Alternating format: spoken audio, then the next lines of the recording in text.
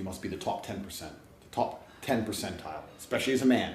All the women want the top 10%, all the money goes to the top 10%, all the status goes to the top 10%. You cannot be a normal man anymore. When it comes to life, it's easy to keep winning. You have to keep the momentum up, right? It's hard to get going, but once you get going, you have to keep it up. So just make sure you never lose it. Don't fall off. Don't do anything stupid.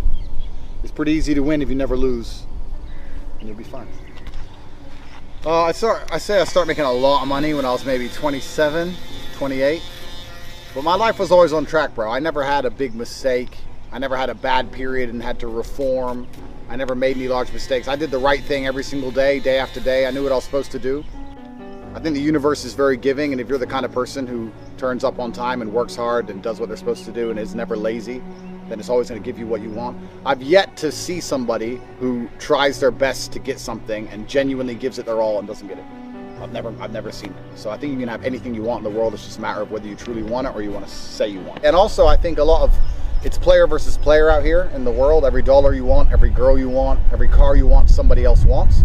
And we're fortunate that a lot of people talk about wanting things, and I think a lot of people are brutally lazy. You can outwork 95% of people by just simply working harder.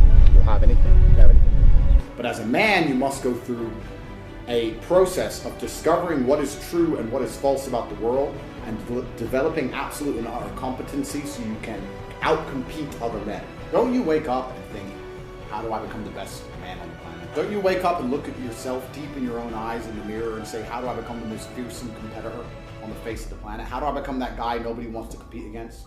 I don't think anything good in life happens by accident. If you find a person who's in fantastic shape and you say to them, how did you get in such good shape? They very rarely say, oops, I don't know, it just came to me. They say, I had to get up and plan for it and train specifically and eat specifically and do specific things to end up looking this way. They had to try very hard for it. Don't say, oops, I just got rich, it was an accident, I don't know. You just said you're a normal man. Let me explain something. The normal man is not acceptable in this hyper-competitive world. Normal means in the middle. Middle is not good enough. You must be the top 10%, the top 10 percentile, especially as a man. All the women want the top 10%, all the money goes to the top 10%, all the status goes to the top 10%. You cannot be a normal man anymore. Perhaps 50, 60 years ago, you could be a normal man with a normal job, have a normal life, and a normal wife, and a normal house, and a normal car, and be happy. But the world we are now living in is proving that being a normal man is nothing more than slavery. They've just proven it to all of us. Listen to me carefully. They just proved it in this last 3 years of this imaginary fucking garbage they were fucking locking us all up for. Being a normal, law-abiding citizen with a normal income and a normal wage, and one passport and a normal wife is going to leave you depressed. Sooner or later, she's going to leave you and end up fucking suicidal and miserable. Only men on this earth who are happy in the modern world of hyper-competitiveness are exceptional individuals. And every single woman wants them. The famous, rich, and super important, tall, strong, fucking handsome, top G's. Being a normal dude ain't gonna cut it. You know the problem with being a normal dude? I'll tell you the problem. If you're a normal guy, your chick fucks normal guys. Guess what that means? It means everyone's competition. The guy who delivered your pizza might just take your bitch. Is that the life you want to live? No. Don't focus on the girl, focus on yourself. If you're worried about the girl and not worried about yourself, you're gonna be wasting time and energy, right? It's easy, if you had to win a race, Abraham Lincoln said it. If I had 6 hours to chop down a tree, I'd spend the first 5 hours sharpening my axe. It's the same with nearly everything in life. The better you become as a man, the easier everything else becomes. We're all on a continuous journey for self-improvement, and if you try your absolute best every single day, then you don't have to look at what's bad about yourself. It's not about where you currently are, it's about where you're headed.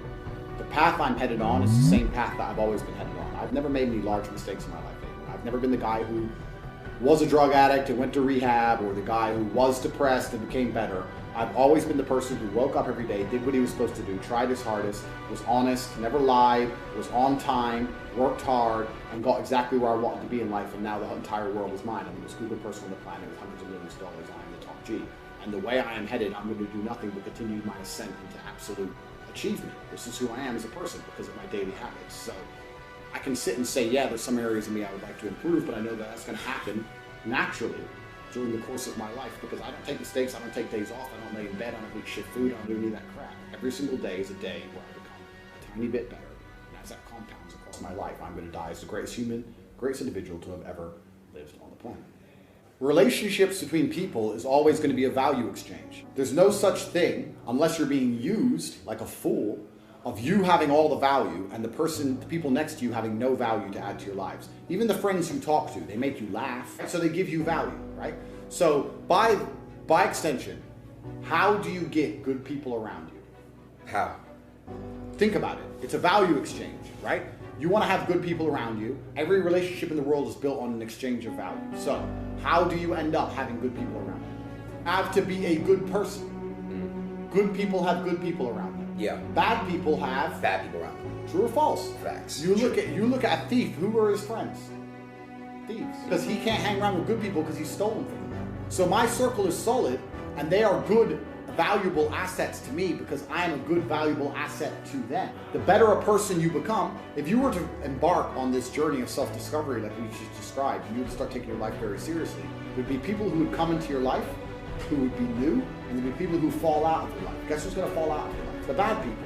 People who are wasting your time, I agree with wasting your life. I agree with and that. the people who would join into your life would be the people you're training with, people who want to climb Mount Everest with you, etc.